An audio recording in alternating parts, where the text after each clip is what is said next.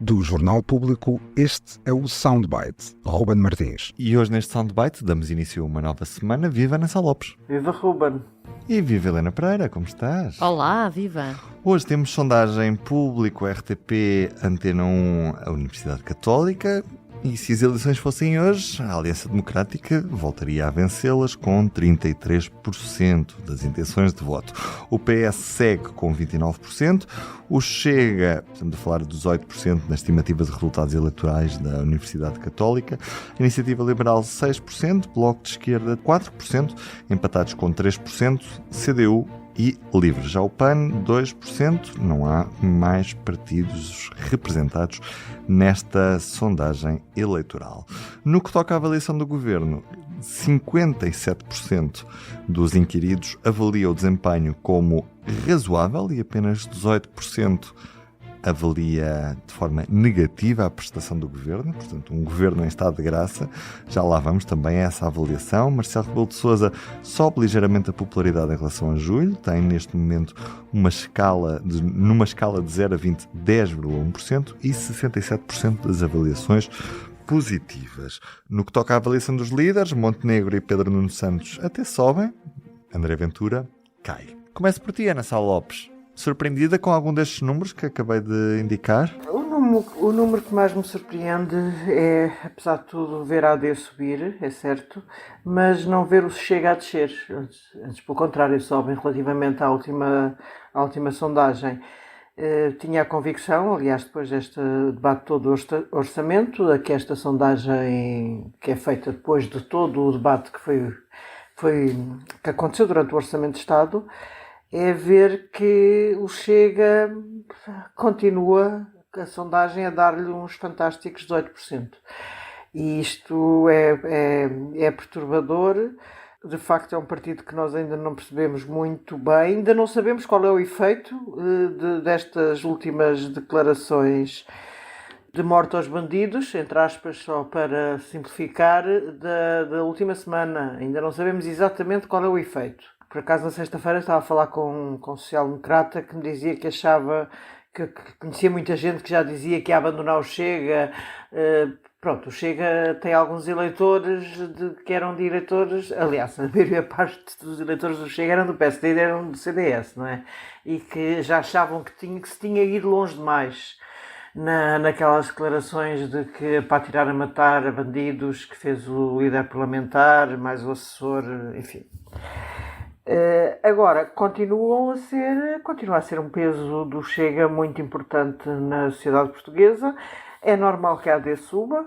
O PS, mantendo-se nos 29%, não se pode dizer que ao fim de 8 anos de poder esteja estilhaçado. Não está. Mas de facto, aliás, Pedro Nuno Santos tomou a decisão certa em não ir a eleições, porque com um cenário destes, mais vale estar quieto, não é? Como se costuma dizer. Não, sem dúvida que tomou. Sem dúvida que, como depois vamos ver na avaliação do governo, em que é um governo em puro estado de graça. É evidente. Ir a eleições agora seria muito prejudicial para o PS. O governo tinha todos os trunfos do seu lado, porque as pessoas... Aliás, o governo tomou medidas boas que o PS andou a adiar, nomeadamente a resolução de problemas de carreiras, e essas medidas, que também estavam no programa do PS e no programa dos outros partidos, mas quem as tomou foi o governo Montenegro. E é natural que esteja em estado de graça. A ideia de que não devia estar em estado de graça quando isso foram os principais problemas, que não foram só, mas foram alguns dos problemas que danificaram os últimos tempos do governo Costa, dos governos Costa, e Montenegro ter resolvido esse problema justifica em grande parte o estado de graça. Agora, depois há um problema que me fez muita confusão relativamente ao PS. Enquanto a AD e o Chega têm uma percentagem de eleitorado jovem, o PS não tem. O PS ninguém vota tão entre os jovens. não é? É impressionante. É uma coisa assustadora entre os jovens. E os jovens aqui é 18 a 35 anos. Portanto, inclui-se pessoas com mais de 30, jovens. Naquele tempo, no tempo em que não se... houve um tempo em que a partir dos 30 anos já ninguém era Já jovem, ninguém mas era jovem. pronto. Não digas isso, não Agora- digas isso, Ana, que eu estou a aproximar. Opa, desculpa, eu não me lembro nada de ser jovem aos 30, mas pronto. É a Olha, vida. mas sabes o que é até que eu gostei, acho? até gostei dessa ideia de deixar de ser jovem. Mas só uma coisa, desculpa, só uma coisa. Como é que o PS tem, o nível do PS é 7% entre os jovens e o LIVRE é 6%? Isto é uma Ana, coisa mas eu acho que isso é fácil de impressionante. explicar por duas razões. A primeira delas é que o PS está muito desligado dos jovens, mas a segunda é porque os jovens são tradicionalmente contra poder, não é? Como tu às sextas-feiras na CNN. E como são contra poder, e o que assistiram nos últimos 8 anos foi a governação do PS, não é? Há jovens que, desde que estão no mercado de trabalho, que nunca tiveram outro partido no poder que não o PS, não é? Portanto, Isso é uma boa explicação, mas eu não acho que tem é visão suficiente. do período da Troika, não é? Não tem essa memória, não tem... E, portanto, é normal Sim, mas antes que... da Troika já havia PS. Eu Claro. acho que está a haver aqui um problema muito grave da relação entre o PS e os jovens. Acho que o PS... o PS já chegou a ter uma JS que tinha uma grande força no tempo de Sérgio Sousa Pinto, no tempo inclusive de Pedro Nuno Santos. E neste momento a JS parece um adereço. Porque conseguiu não ser um adereço. é um Quando mecanismo de o PS conquistar esteve no quadros. governo, como teve no tempo do Guterres, já era Sérgio Sousa Pinto líder da JS, e a JS não era um adereço. No tempo de Sócrates era Pedro Nuno Santos, a JS não era um adereço, e agora a JS é um bocadinho um adereço do PS. Isto acaba por ser... eu não sei... Se o PS não pensa que tem aqui um grave problema, é porque não está a ver o filme. Porque estes senhores que hoje têm 18 e 35 anos, é que tu tens razão relativamente aos 18, Ruben, mas aos 35, Sim, pá, sim. já são jovens um bocado velhos. Sim, Desculpa sim, lá. sim. Esta malta já conseguiu, já soube o que era. Claro. Olha, até Eu a lembro-me Troika. bem, Ana. E tu vais chegar aos 30, não é? Pois, também te lembras bem.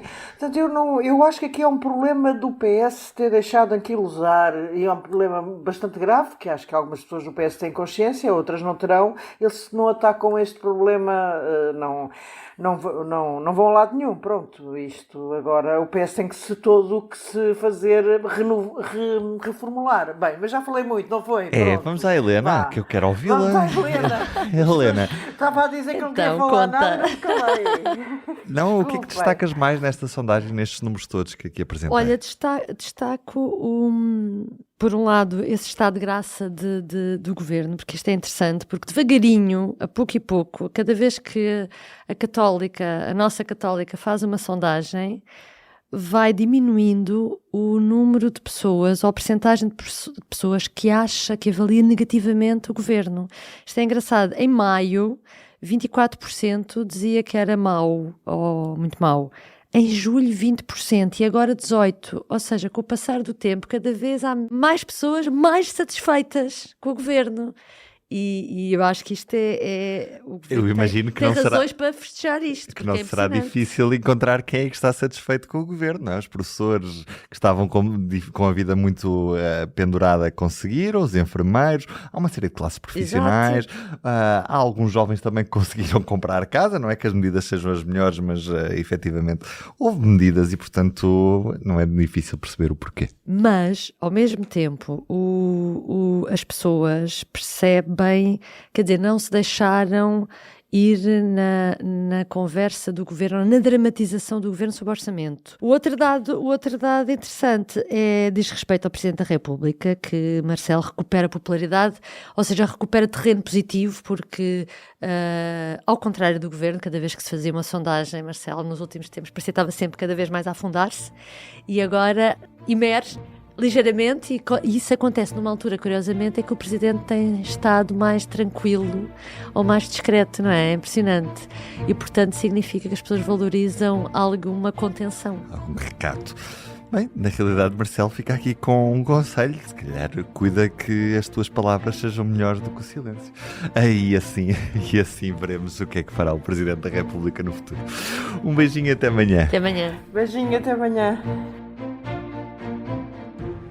O Soundbites é um programa de Ana Sá Lopes, Helena Pereira e Ruben Martins. A música original é de Ana Marques Maia. Siga o podcast na sua aplicação preferida para não perder os novos episódios.